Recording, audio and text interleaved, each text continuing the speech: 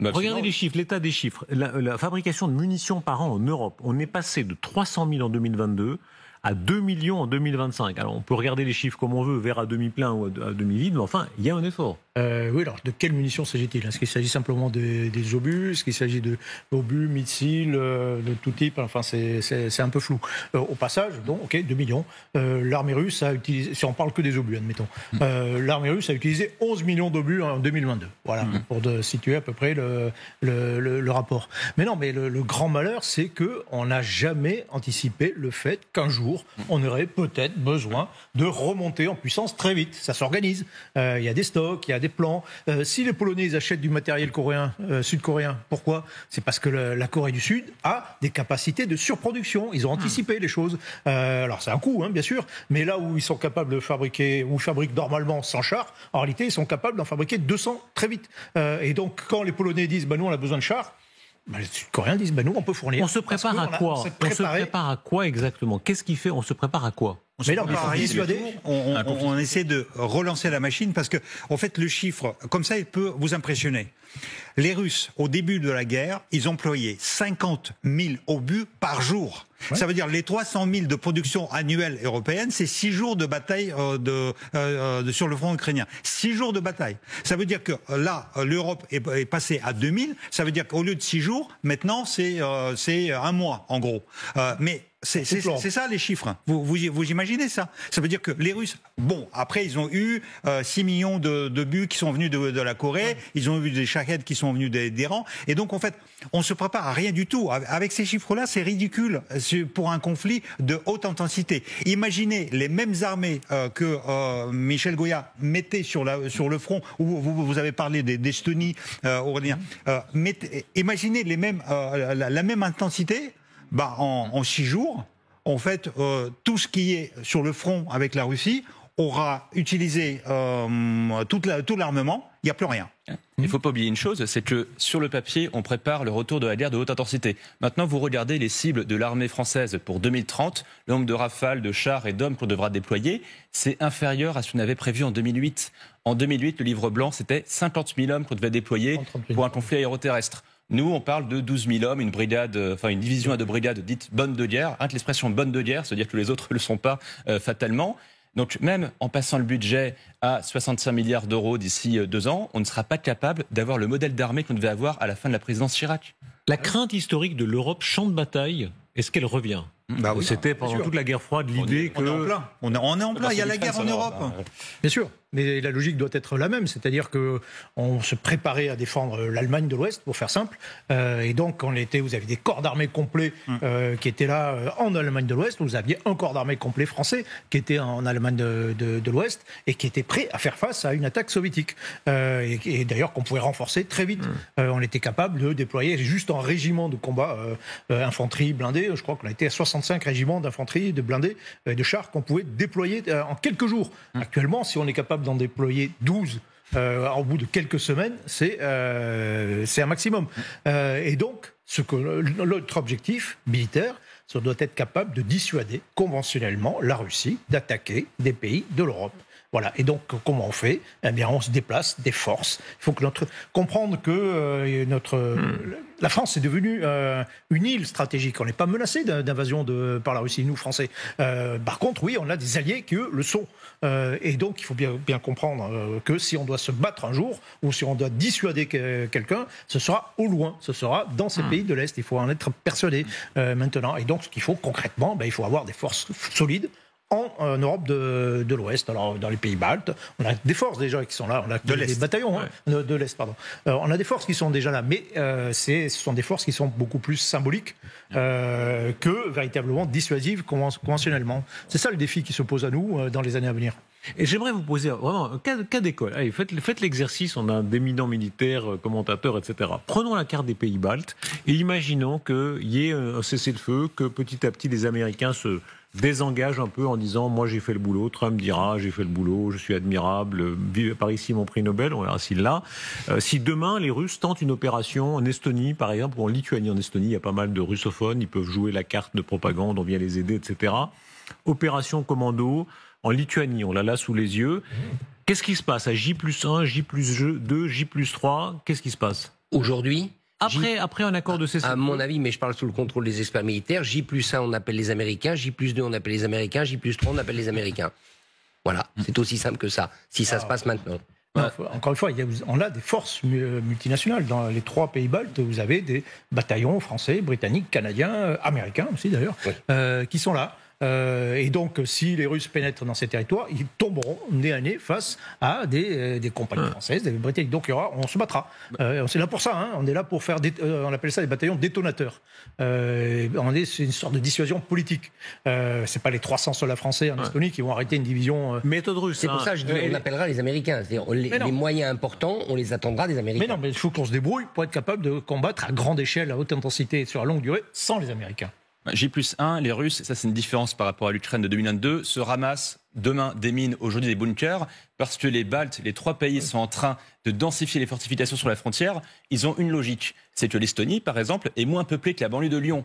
Pour quand même rappeler un peu l'ordre de grandeur dont on parle, ils se disent que s'ils peuvent retenir les Russes 24 ou 72 heures sur une ligne de défense, ça fait des dizaines de milliers de soldats de l'OTAN, en théorie, qui sont censés pouvoir être acheminés. Mais nous, on a un problème au sein de l'OTAN, c'est que, par exemple, il n'y a même pas de Schengen militaire européen. Quand on a voulu envoyer des chars Leclerc français en Roumanie en 2022, on ne pouvait pas passer par l'Allemagne pour des raisons d'infrastructure, voire de normes. Aujourd'hui, les plans de l'OTAN... On a mis 20 jours, je crois, pour... Oui, c'était délirant. Alors aujourd'hui, on commence à faire en sorte de pouvoir déployer beaucoup plus d'hommes rapidement. Les 70 000 à 80 000 Américains en Europe sont censés pouvoir s'acheminer rapidement avec des Chinoutes, etc. Mais la crainte dans ces pays, c'est que Poutine puisse prendre suffisamment de terrain pour ensuite imposer un fait accompli, faire monter les enchères, commencer à mettre le nucléaire dans la balance ou autre. Ils savent très bien, dans ces pays-là, que à terme, nous, le rapport de force, il est avantageux par rapport à celui des Russes. Mais si en 72 heures, Tallinn se fait bombarder à fond et que les territoires est pris par les Russes, là, on entre dans l'escalade. Et est-ce que l'opinion française est prête à mourir pour Narva de la même manière qu'on n'était pas prêt à mourir pour Danzig au printemps 39? C'est ça la vraie question. Le scénario que vous décrivez là est terrifiant, parce que c'est le scénario de l'hésitation, de l'abandon progressif. En fait, vous savez, le problème, c'est comme dans la vie. Vous avez une classe bien bourgeoise dans un bon lycée, et vous avez un gaillard qui vient d'un quartier chaud et qui, en fait, a rien à faire de l'ordre, de la civilisation, parce que de toute façon, il a été déjà en prison, donc en fait, il risque rien.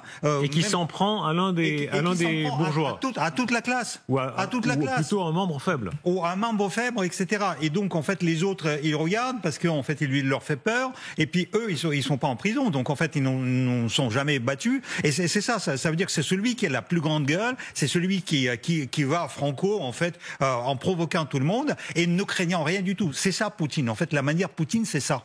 Mais c'est pour ça que je disais, il y a quand même 2 scénarios. Il y a le scénario où les Russes attaqueraient de manière hypothétique, puisque c'est ce qu'on examine maintenant, et les Américains sont présents et c'est l'OTAN qui répond. Et le deuxième scénario, c'est celui où Donald Trump dit « ça ne me concerne pas ». Alors là, avouez que tout change. Le paradigme est complètement différent. Oui, militaire, mais c'est toujours l'OTAN, mais sans les Américains. Voilà. Mais... Et alors là ce sera plus difficile, c'est sûr. Il nous manquera un certain nombre de moyens, mais on peut le faire quand même. Et d'autant qu'à ce moment-là, politiquement, moi c'est ce que je redoute, politiquement, un certain nombre de gouvernements de pays européens membres de l'OTAN, si les Américains ne s'impliquent pas, vont être tentés de tirer sur le frein. Peut-être que les choses soient clarifiées dès maintenant. Voilà. Quand vous aviez interviewé notre ministre des Affaires étrangères, vous lui avez posé la question. Vous avez dit, vous avez des soldats français qui sont en Estonie. Si les Russes pénètrent en Estonie, est-ce que ces soldats français se battront? Il n'avait pas répondu. Mais ça, c'est une... Le Cornu avait dit oui, je crois, par contre. Oui. Mais c'est une faute. C'est-à-dire que là, c'est pas tout d'avoir des moyens. Il faut y ajouter de la crédibilité. Bien sûr que les soldats français doivent se battre. Ils sont là pour ça. Ils sont là pour ça, pour se battre, pour défendre un pays allié. Sinon, c'est pas la peine de les déployer. Mais il faut que les choses soient claires, soient clairement dites. Si vous voulez dissuader, c'est toujours pareil. Il faut des moyens, de la crédibilité. Écoutez une voix qui est très intéressante, parce qu'il faut bien voir qui parle, comme on disait chez les marxistes dans les années 60. C'est Viktor Orban, notoirement lié à Moscou, pro-russe, mais il a aussi le passé historique des Hongrois qui ont été écrasés par les chars soviétiques. 56. Et il y a les deux qui apparaissent dans la citation, dans la déclaration, où il dit « Nous serons au menu. Le grand risque, c'est que si les Américains et les Russes s'entendent par-dessus nos têtes, nous serons au menu. » Alors là où le discours, disons, très pro-russe apparaît, c'est qu'il dit quand même, voilà, les Ukrainiens ont perdu la guerre et c'est la vérité qu'on n'ose pas dire ouvertement. Écoutez-le exactement et ce sera l'occasion de voir ce qui est vrai ou faux selon vous dans son discours. ők azt gondolják, hogyha elhúzzák a háborút, les Ukrainiens ont perdu la guerre. Cette guerre a été gagnée par la Russie. La seule question est de savoir quand et dans quelles circonstances les Occidentaux qui sont derrière les Ukrainiens admettront-ils cela. Aujourd'hui, les Russes négocient avec les Américains sur de nombreuses questions, y compris l'avenir de l'Europe. Mais nous sommes absents. Le problème est que si vous n'êtes pas à la table des négociations, c'est que vous êtes au menu. La grande peur, hein, non, la peur d'être au menu. Tout est faux. Dans ce discours, absolument faux. D'abord, qui est l'Orban pour nous prononcer ça? Ce grand leader militaire qui a gagné des batailles mondiales, etc. Donc, c'est vraiment n'importe quoi. Ça, c'est la première chose. La deuxième chose, c'est un agent d'influence russe au sein de l'Union européenne. Je me demande qu'est-ce que lui, il fait encore dans l'Union européenne. On l'aurait dû déjà... Suivez l'argent pour citer les marxistes, et lui, il profite des subventions. Et donc, en fait, tout ce qu'il raconte, c'est faux, parce que l'Ukraine n'a pas perdu, parce que justement, l'Ukraine ne pouvait pas pas se défendre. Et c'est ça qu'elle a compris, parce que ce n'est pas tout simplement... Soyons précis, hein, l'Ukraine a sauvegardé sa souveraineté. C'est énorme, et c'est l'énorme héritage de Zelensky, mais... Il y a 19% de son territoire qui est occupé et l'Union européenne n'arrive pas pour l'instant à l'en déloger. Regardez les cartes. Regardons la carte pour bien comprendre ce dont on parle. Poutine a réussi à occuper en 2008 20% de la Géorgie. On l'a pas délogé. Ouais. On l'a pas délogé. Si c'était 20% de la France, on ne dirait pas. Ça a duré très Attendez, pardon. Si c'était 20% de la France, on ne dirait pas c'est pas grave, c'est 20%. C'est énorme 20%. Oui. 20% d'un pays souverain, il occupe. Ensuite, 2014, il occupe la Crimée depuis 2014. Ouais. Personne n'a réussi à l'en déloger. Et maintenant, 2025, il occupe le Donbass. Et ça prend pas vraiment le chemin de l'en déloger pour l'instant. 2014 aussi, 2015. Oui, bien sûr, Donbass, 2015, mais ensuite 2025, toute cette région. Et pour l'instant, on voit pas très bien qui l'en délogerait. Même le président de la République dit militairement, on peut pas l'en déloger. Oui, sur Viktor Orban. Viktor Orban, c'est un animal politique terrifiant pour l'Union européenne, qui ne sait pas, il faut bien le dire, qui n'arrive pas à gérer ce personnage, parce que d'un côté, vous avez un Viktor Orban qui, sur tous les votes importants en matière de défense européenne, soutient une défense européenne forte. Il a même des usines d'armement de Rheinmetall sur son territoire qui produisent des blindés.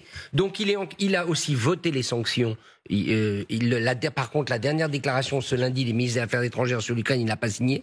Mais qui par contre dit depuis le début, cette guerre en Ukraine n'est pas la nôtre et l'Ukraine a perdu. Et qui en plus, lui, alors pour le coup, revendique des territoires ukrainiens et aimerait bien s'arroger les territoires ukrainiens. Malheureusement, l'Union européenne n'est pas faite, peut-être va-t-elle le devenir, pour gérer un personnage comme ça. Je rappelle juste quand même que la participation à l'Union européenne, ce sont des pays, c'est pas des gouvernements qui sont membres de l'Union européenne, et que imaginez qu'il y ait demain en France, ça pourrait arriver si vous regardez l'échiquier politique, un président national populiste qui lui aussi dise la guerre en Ukraine n'est pas la mienne, c'est pas pour ça qu'on réfléchirait à expulser la France de l'Union européenne. Et surtout que le discours de Orban est minoritaire aujourd'hui. Il y a 3 ans, c'était Emmanuel Macron dans l'idée de la puissance, d'équilibre, Gaulo-Mitterrandien ou je ne sais quoi, qui disait justement il faut parler à Poutine, là où les 3 quarts de l'Europe disaient non, c'est justement renforcer Poutine alors qu'il faut l'isoler. Mais je suis prêt à parier que dans les prochains mois, si à force de frustration on se dit c'est Trump qui est le seul à négocier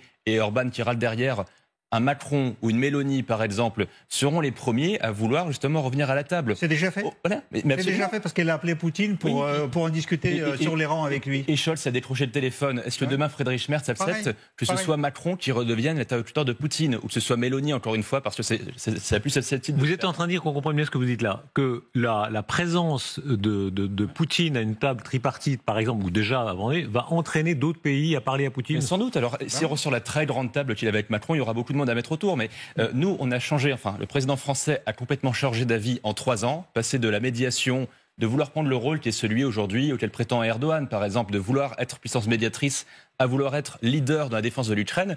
Je suis prêt à parier que demain, il y aura beaucoup de grands dirigeants européens qui vont commencer à dire la même chose qu'Orban, dans l'idée que c'est à nous d'être à la table.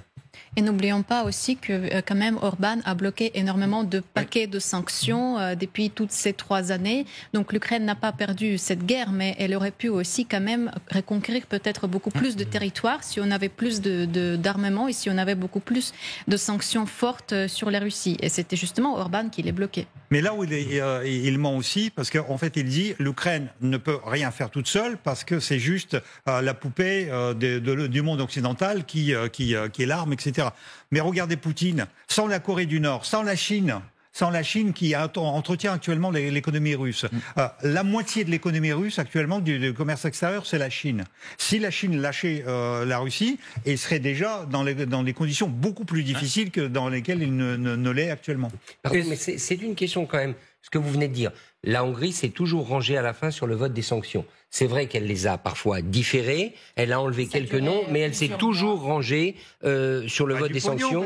Sauf ce lundi, elle s'est désolidarisée de la déclaration du ministre des Affaires étrangères européen. Ouais. Et moi, je veux dire un mot quand même sur l'intégration de l'Ukraine dans l'Union européenne. Parce qu'une des peurs, ce que vous entendez aujourd'hui à Bruxelles, si l'Ukraine intègre l'Union européenne, ce qu'on espère et ce qui est sur les rails, et que demain, il y a en Ukraine un président qui ne soit pas Zelensky, mais un président pro-russe, à la suite d'une élection. Vous imaginez le casse-tête pour l'Union européenne ? Je pense que c'est pas possible. Un président le plus grand pays avec la population ukrainienne qui aurait pensé que Viktor Orban deviendrait le Viktor Orban d'aujourd'hui ? Et Trump ? Qui l'aurait pensé ? Et Trump ? Suffit de regarder qui est à la tête des États-Unis.